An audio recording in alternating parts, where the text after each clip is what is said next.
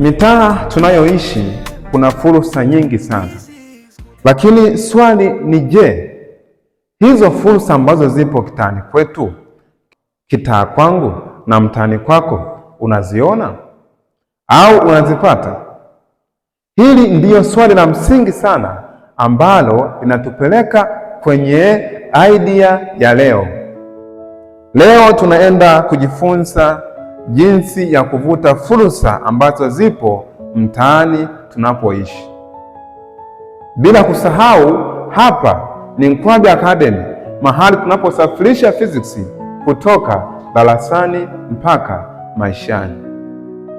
Na msingi wa idea yetu ya leo umetokana na kitu ambacho kila siku tunakiona, kila siku tunakutana nacho, ambacho sio kingine bali ni sumaku.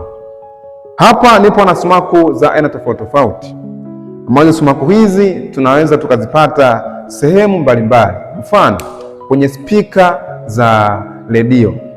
Kwenye redio kuna spika au sabufa. Spika ile imetengenezwa na hii sumaku.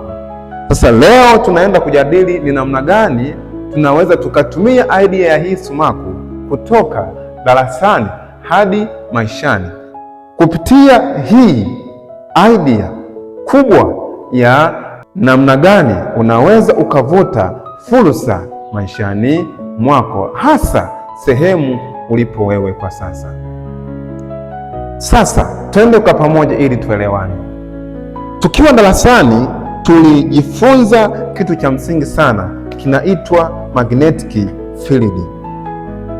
Magnetic field, ambacho kitu hiki tulisema hivi, tunapokuwa na sumaku yoyote ile, kwa mfano tuseme hii ndio sumaku yetu, pembezoni mwa hii sumaku huwa kuna eneo ambapo nguvu ya hii sumaku huwa ipo, ambayo nguvu hii ndiyo inapelekea ivute vitu vyenye matirio ya chuma unapoweka karibu na hiyo sumaku.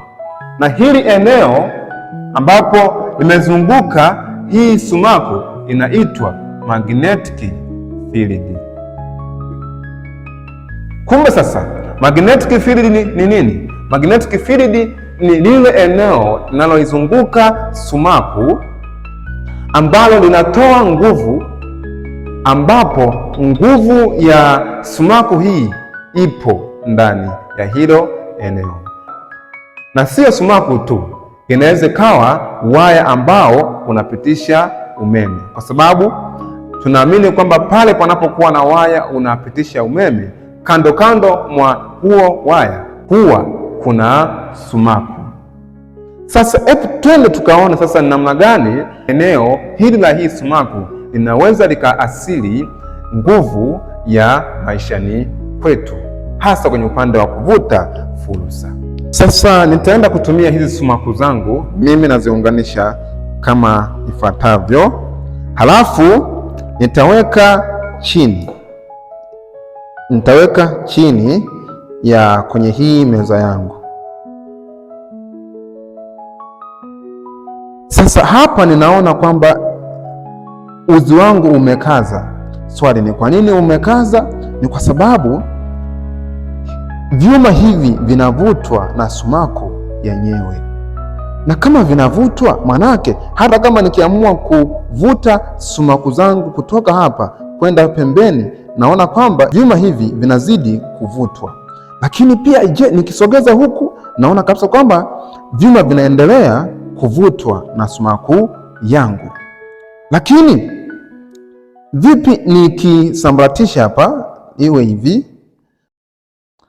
Manake tunaona kwamba sumaku ina nguvu ambayo haionekani, ambayo inavuta vyuma hivi. Nguvu hii inafanya vyuma hivi kamba yake ikaze.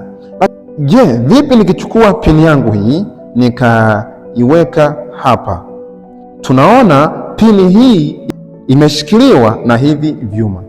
Vyuma mwanzoni havikuwa na sumaku yoyote ile, lakini baada ya kusogezwa kwenye mazingira fulani, vyuma hivi vimekuwa na nguvu ya kuvuta chuma mwenzake. Kumbe inawezekana wewe huna nguvu yoyote ile, lakini ukisogezwa karibu na mazingira fulani, unaweza ukawa na nguvu fulani ya kuvuta kitu ndani ya kwako wewe mwenyewe. Lakini pia nikichukua sumaku zangu hizi nikasogeza hapa nina off pins. Mimi nazimwaga hizi pini zangu kama ifuatavyo. Sumaku zangu hizi nikasogeza karibu ya hizi pini. Tunaona hizi pini zimevutwa na sumaku.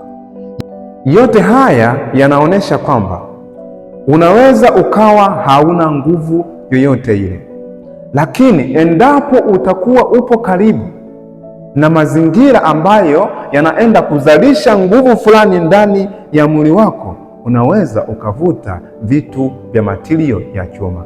Vitu vya matirio ya chuma kwenye maisha yetu ndizo ambazo nilisema fursa. Je, wewe una nguvu yoyote ile ya kuvuta fursa?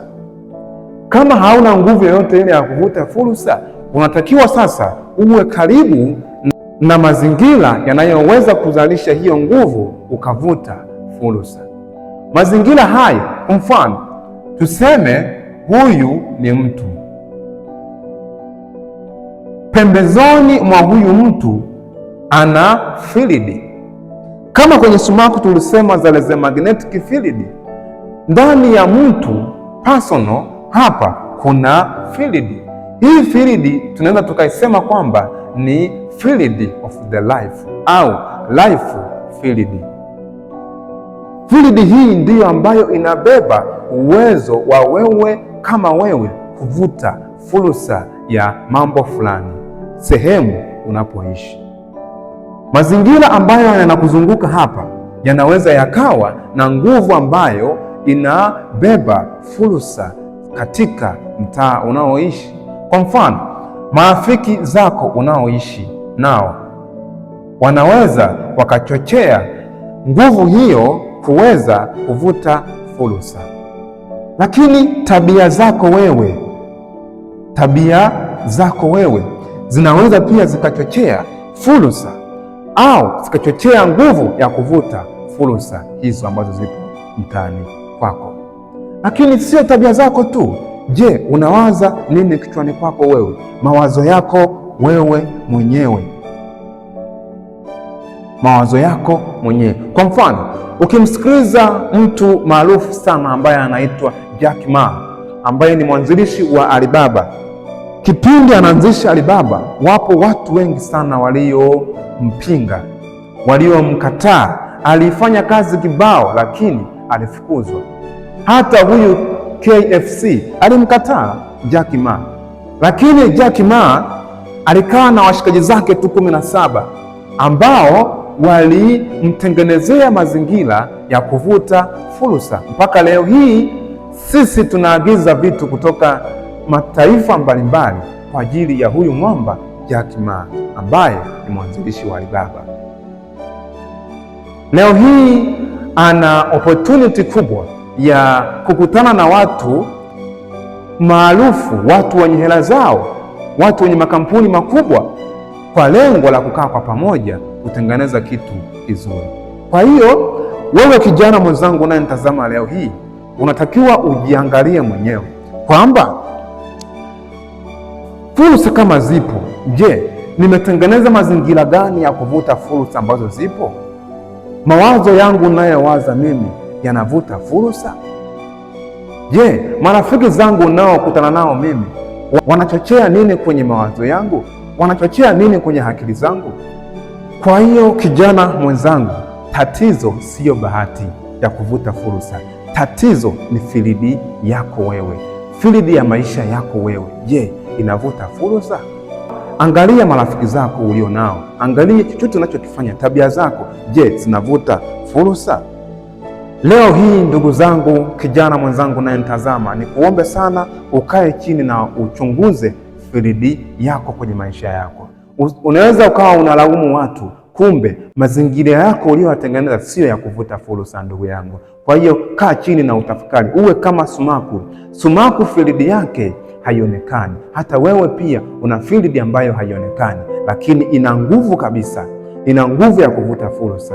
Kama leo umeshindwa kuvuta fursa, kaa chini utafakari, ongeza namna ya kuvuta fursa. Na kama umeweza kunielewa leo hii, naomba usisahau kusubscribe na kufollow pia akaunti yetu ya Nkwabe Academy. Hapa ndipo sehemu salama kabisa pa kujifunzia physics kutoka darasani mpaka tunapoishi kwenye maisha yetu ya kila siku. Hivyo napenda sana. Bye bye. Tukutane tena kwenye kipindi kinachofuata. Asante sana.